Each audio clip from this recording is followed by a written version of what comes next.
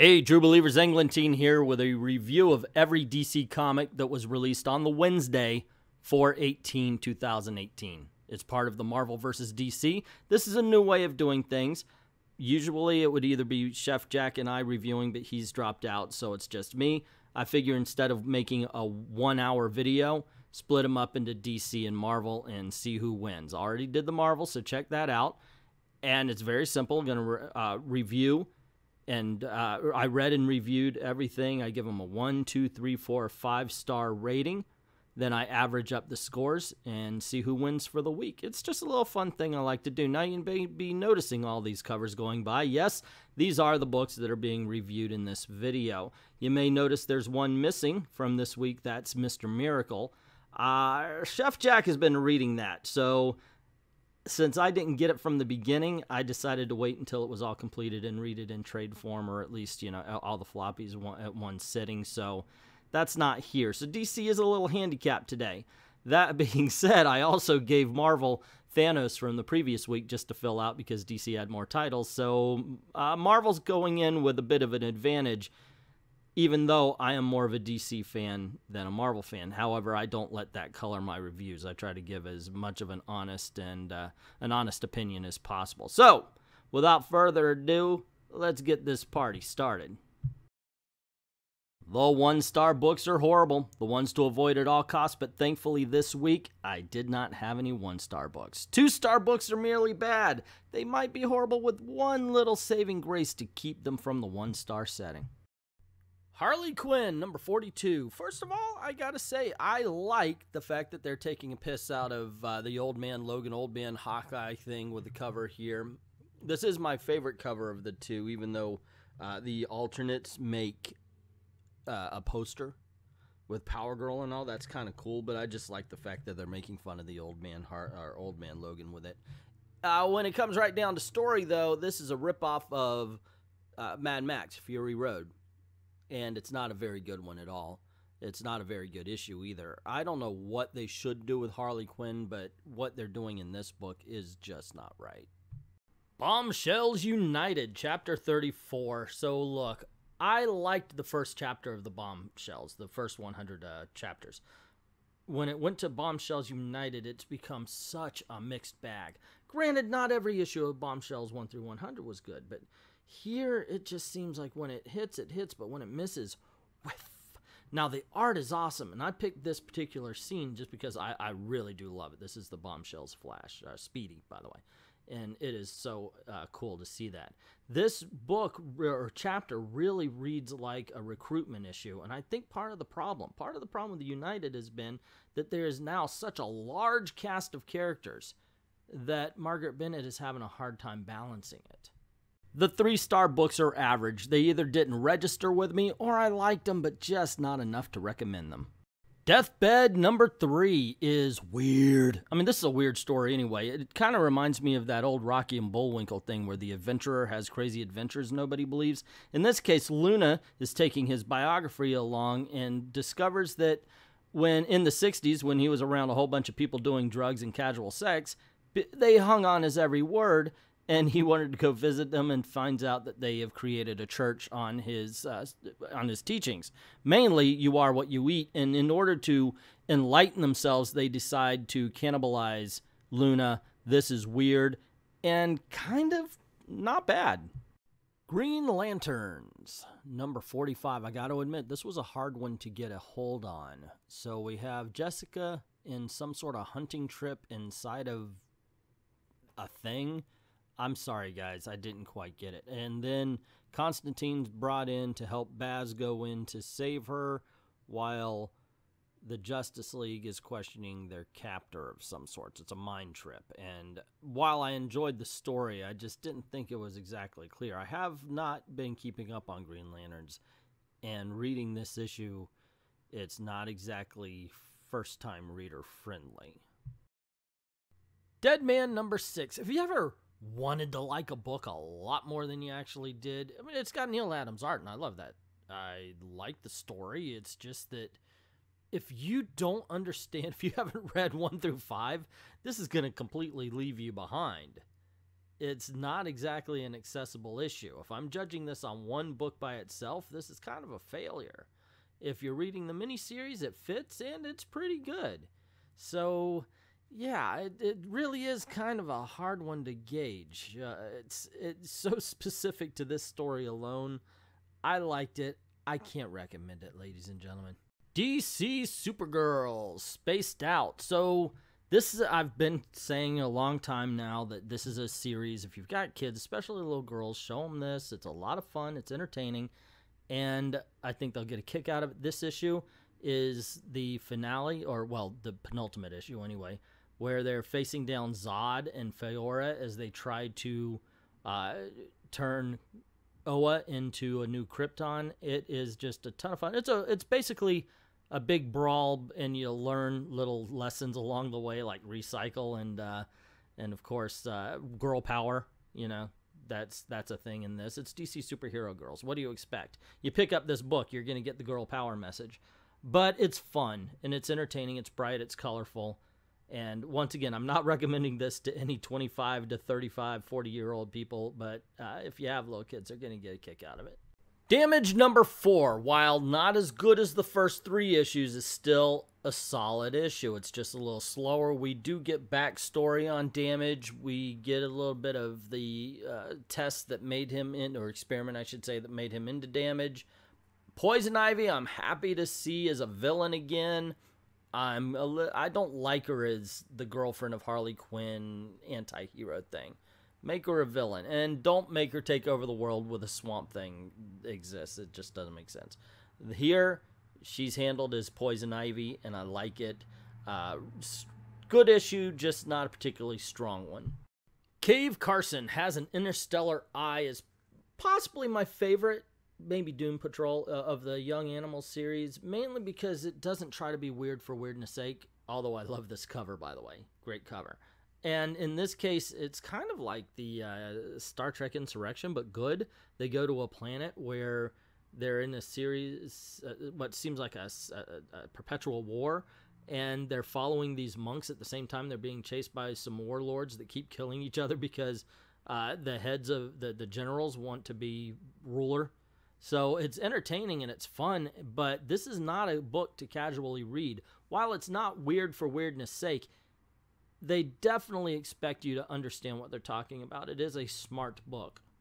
Batman Sins of the Father, Chapter 6. This is the origin of Deadshot, at least in this particular universe. And I hear this is what, the Telltale universe?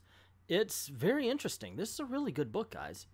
Seriously, I mean, it's a digital only, so you pay about $1 a chapter, but it's worth it. It's entertaining, and I do like this particular origin story. Man, what else I mean, the art on these digital things are always a little iffy because they got to get them out every week, but still, entertaining story, a lot of fun, good action, and just worth the $1. Justice League number 43. So this is the finale.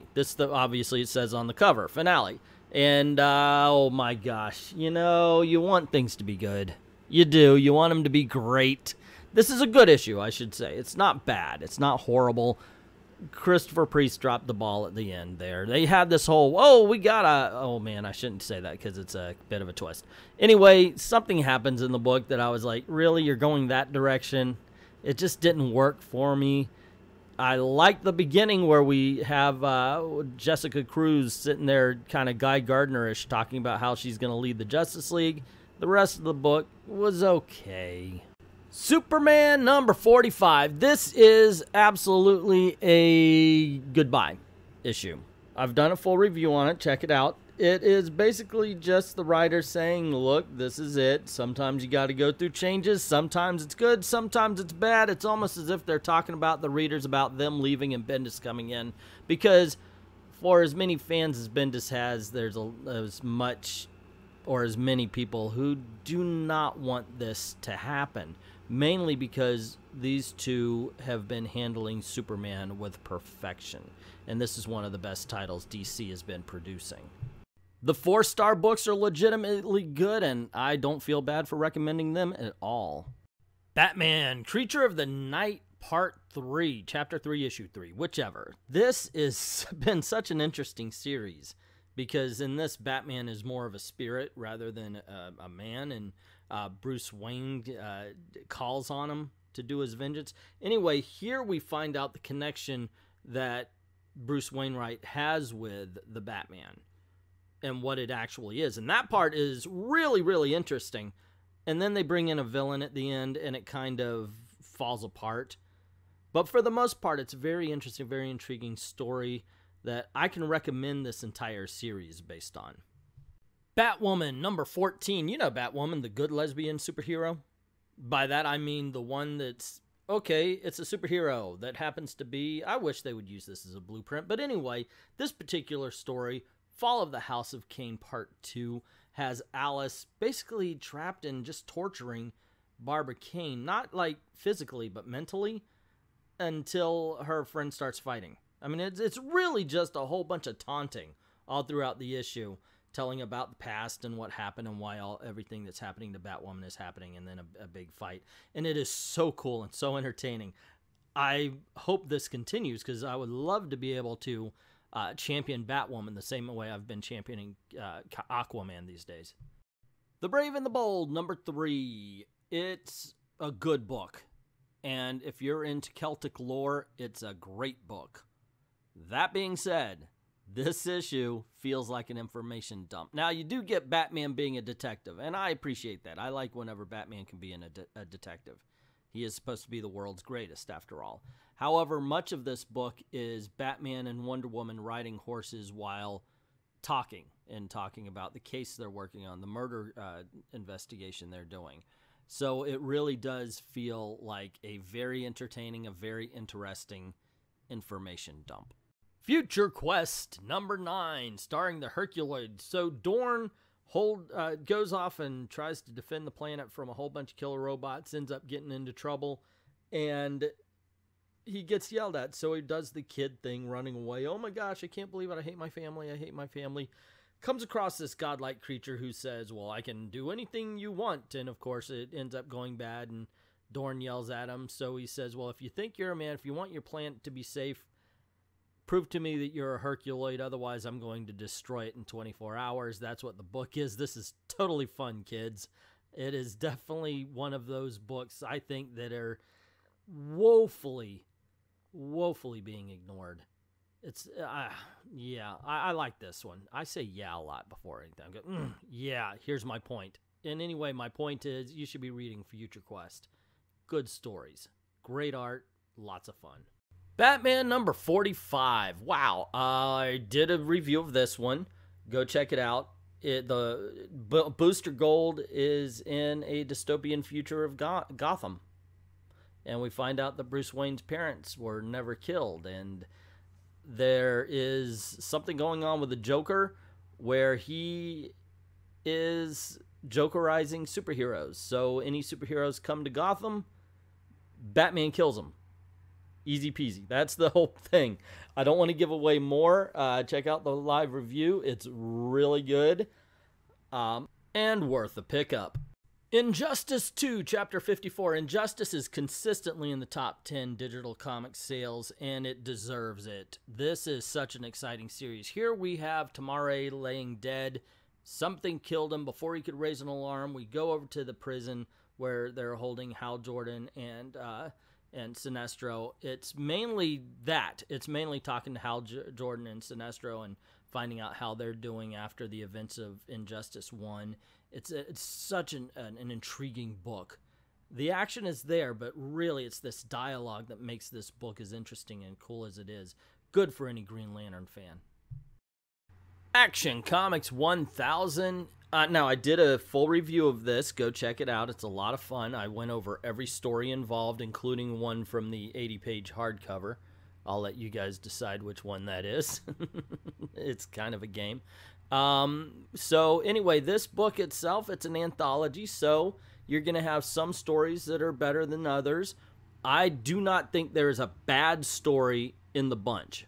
There are, like I said, some better than others. There are some that really move you, some that'll surprise you as well. I absolutely recommend you buy this, just for the historical significance alone, but the quality, art, writing, and everything is up there as well. Nightwing number 43 pulls off something I haven't seen in a long, long time, and it did it well. It did it fun. Having Nightwing, you have Arsenal, Roy Harper, and having Robin, the Damian Wayne version, in there is just so much fun. And what they pull off is a single issue story. Nightwing wants a day off. He gets called up by Roy Harper and Damian Wayne, and they go off on an adventure.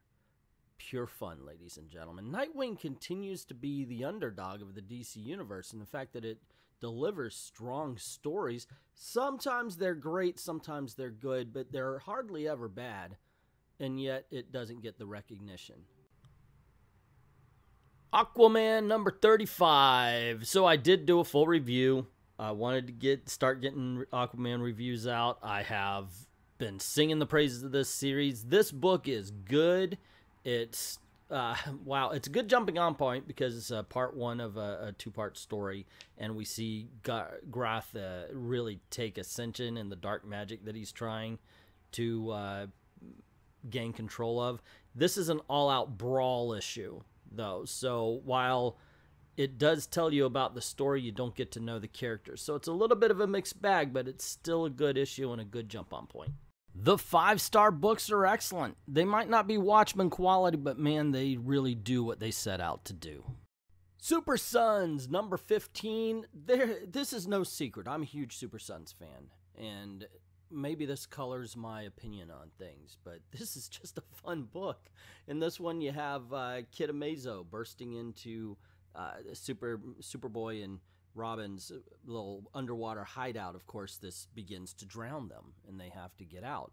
It's basically a book of survival, and it's done very well, and it is a lot of fun. The two personalities clash perfectly. The writing on this book is impeccable. The art is great. This is why aren't you buying this if you're not? That's one of these books. You just have to ask that question. And the fact that they're canceling and then moving to another form, you just have to be a little nervous. Please keep this quality of a book. And those are the reviews, ladies and gentlemen. DC Comics had 0 1-stars this week, 2 2-stars, 10 3-stars, 9 4-stars, and 1 5-stars, a score of 75. There were 22 comics with an average of 3.40. Marvel, on the other hand, had 1 1-star, 5 2-stars, 9 3-stars, 5 4-stars, 2 5-stars, a score of 68. There were 22 comics, and it made an average of 3.09, meaning DC Comics easily won the week. And there you go, true believers. That's every DC comic reviewed and read. I did read them all, too. Except for Mr. Miracle. That's why I don't have it here. And that was for the week of 4/18/2018. What did you think? Did I review some too good, or did I give a low score to something that deserved a better score? What did you agree and disagree on? Let me know in the comments below. Also, if you like this video, you know the drill. Click like, share to get word out about the channel, and don't forget to hit subscribe and notification. Even if you think you're subscribed and notified, make sure that that bell is rung. Don't want you to miss anything. Cool things happen around these parts. Especially, and you know what I'm going to say here, guys, every Saturday night at 9 p.m. Eastern Time, we do Comic Book Thunderdome, putting two geeks against each other to fight the fights and debate the debates that you might have in any comic book forum or any comic book shop. It's a lot of fun. As a matter of fact, we're going to be doing finals coming up in just a little bit as of this recording. Also, this is the way I make a living, so if you don't mind helping the channel out, go on over to Patreon, drop $1 in the till. The link is in the description below. And help us make videos for you. Help us to get better equipment so we can make better videos for you. Like to thank everybody who's already done that, of course. And to everyone, all of the true believers, thank you very, very much for watching.